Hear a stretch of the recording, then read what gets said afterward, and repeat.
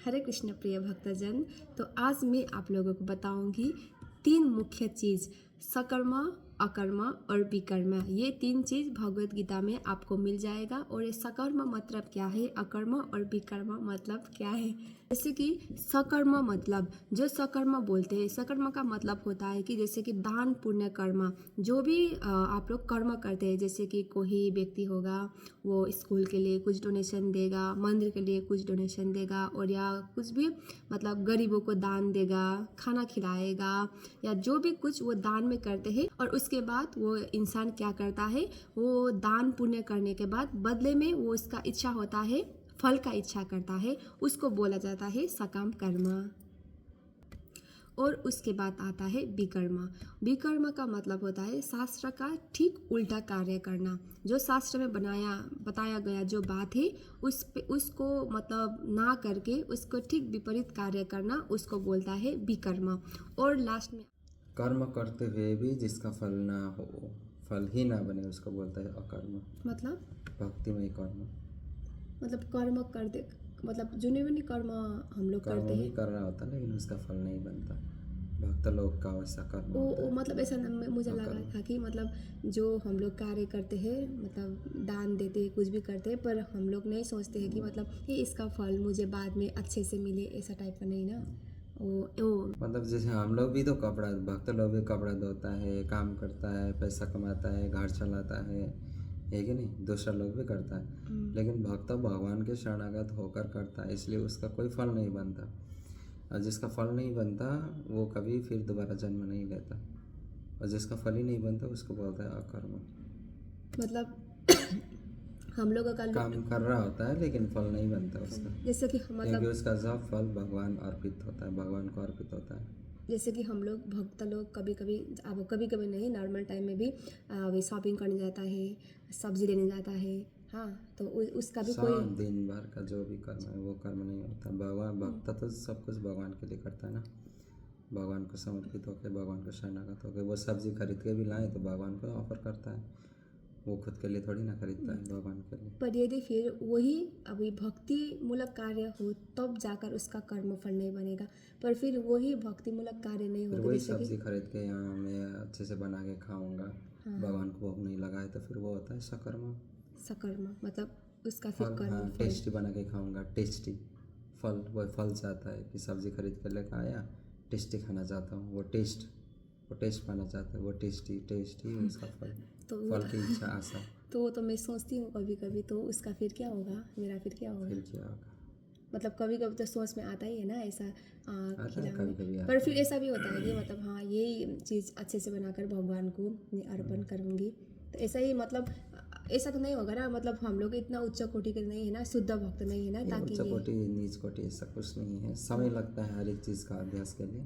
अभ्यास करते जाना है, एक दिन मैं से भगवान, मैं से आप हो जाएगा।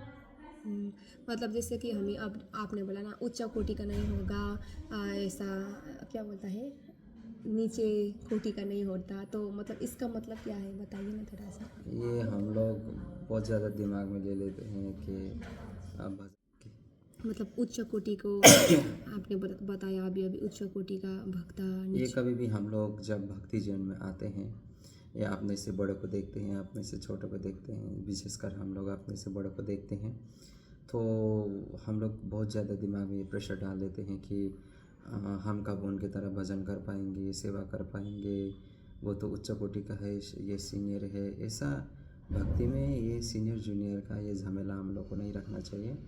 सबसे मुख्य बात है कि भगवान के सामने सब बराबर है। और अभी के समय में हम लोग बहुत ज़्यादा ये झंझट में फंस जाते हैं, ये सीनियर जूनियर के चक्कर में। और नीच कोटि, उच्च कोटि, मध्य कोटि, ये झमेला में फंसने से सबसे अच्छा है कि अपना भजन साधन संभालो और अच्छे तरीके से करो। देखो, मैं एक बात हमेशा बोलता हूँ, हम लोग कभी भक्त नहीं बन सकते। भक्त बनना इतना आसान नहीं है, लेकिन हम लोग भक्त बनने का प्रयास कर सकते हैं। अब प्रयास एक ऐसा चीज़ है कि हम लोग जीवन भर कर सकते हैं। अगर भक्त बनने की कोशिश किया और भक्त बन भी गया, अकल को कुछ हो गया तो, कल को नीचे गिर गया तो। लेकिन प्रयास, प्रयास क्या है? मैं हमेशा बोलता हूँ, जीवन क्या है? जीवन एक प्रयास है। कौन सा प्रयास? भगवान तक पहुंचने का प्रयास।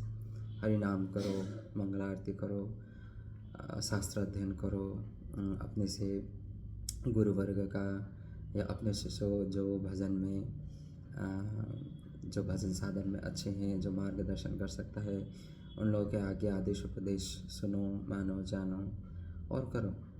क्योंकि अगर ये उच्च कोटि नीच कोटि, फिर तुम डिमोटिवेट हो जाओगे उन लोगों को देखकर। कभी कभी हम लोग क्या हो जाता है ना, जिसको देखकर हम लोग इंस्पायर होते हैं, कभी कभी उसको देखकर ही हम लोग कब उनकी तरह बन पाएंगे, उनको देखकर फिर हम लोग भी डिमोटिवेट हो जाएंगे, ये इंस्पायर से फिर डिस्पायर हो जाएंगे। तो ऐसा नहीं है, किसी से इंस्पायर होना यानी कि उनके दिया हुआ जो प्रेरणा, वो किस प्रकार से हमको भक्ति करने का प्रेरणा देती, उस बात को लेना, ना कि उनकी तरह बनना। ठीक है, किसी जीवन में किसी को अपना इंस्पिरेशन मानते हो तो उनकी प्रेरणा, वो क्या प्रेरणा दे रहे हैं हमको, उसके बात को सुनो, जानो, अपने जीवन में उतारो। उनके जैसा बनने की कोशिश ना करो, फिर तुम अपना अस्तित्व खो दोगे। और भगवान हम लोगों को अपना अस्तित्व पहचानने के लिए हमको ये मनुष्य शरीर दिया, और किसी के जैसे बनने के चक्कर में हम लोग अपना अस्तित्व खो देंगे तो फिर तो हम लोग खो जाएंगे। और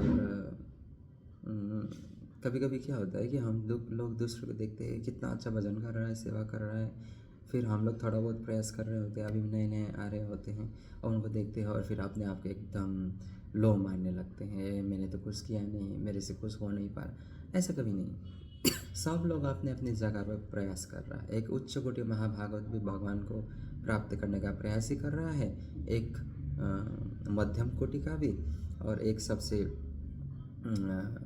कनिष्ठ कोटि का भी। हर कोई भगवान को प्राप्त करने का प्रयास कर रहा है। महाभागवत ने कभी महाभागवत हूँ मैं नहीं बोला ऐसा। तो हम लोग बस प्रयास करना है, जीवन एक प्रयास है कृष्ण तक पहुँचने का, कृष्ण प्रेम प्राप्त करने का, और हमें जीवन में भक्त बनने का भी प्रयास करना चाहिए। मैं भक्त बनूंगा या मैं भक्त बन जाऊंगा या मैं भक्त हो गया हूँ, ऐसा भावना कभी नहीं लाना चाहिए। और प्रयास हम लोग मरते दम तक कर सकते हैं, ये बात हम लोग को समझना चाहिए। और ये छोटी छोटी चीज़ों में हम लोग को डिमोटिवेट नहीं होना चाहिए। हरि बोल, हरि ये बात बोल। समझो। तो यहाँ प्रभु ये बात बता रहे हैं कि जैसे कि मेरे साथ भी कभी कभी ऐसा होता है कि मैं किसी को देखती हूँ तो वाह ये कितना अच्छा भक्त है, कितना अच्छा माता जी प्रभु जी है ना, ऐसा सोचते हैं। तो अब उनका बात सुनकर अभी मतलब बहुत सारा मतलब होता है ना, ऐसा हुआ कि मतलब कन्फ्यूजन जो था वो क्लियर हो गया यहाँ। और मेरा दूसरा क्वेश्चन, जैसे कि मैं कल भागवतम पढ़ रही थी, और हाँ पढ़ते पढ़ते मुझे एक ख्याल आया कि जैसे कि वहाँ पर बताया गया है कि अब राधा रानी और गोपिकाएँ और भगवान तो हजारों करोड़ों वर्ष तक वो करते हैं ना, मतलब नित्य करते हैं, लीला करते हैं। तो नित्य करते लीला करते वो मतलब थकते भी है ना, थकते हैं, और थोड़ा सा थकने के बाद फिर वो विश्राम भी करते हैं, और फिर मतलब अब मतलब हुन्छ नि त्यसको कहिले चाहिँ एन्डिङ हुन्छ, मतलब त्यो चाहिँ अनि वो कभी नहीं होता, इसलिए तो वो नित्य लीला है। नित्य मानी जो पहले से भी है, आज भी है और हमेशा चलता रहेगा। वो तो नेवर एंडिंग है, अभी भी हो ही रहा है। वृंदावन में हमेशा कंटिन्यू लीला चलता रहता है। अभी अगर वृंदावन की लीला एक सेकंड के लिए रुक गया तो फिर कैसे फिर लीला आस्वादन करेंगे हम लोग। ये तो नित्य लीला है, वो तो कंटिन्यू चलता रहेगा। वो विश्राम ले लिया भगवान ने, ये भी एक लीला है। भगवान ने विश्राम लिया, फिर जल क्रीड़ा किया, क्या बोलते हैं, ब्रज गोपिकाओं के साथ, फिर भगवान ने श्रृंगार किया, फिर से नृत्य शुरू किया। ये सब भी एक लीला है, लीला के अंदर भी लीला होता है।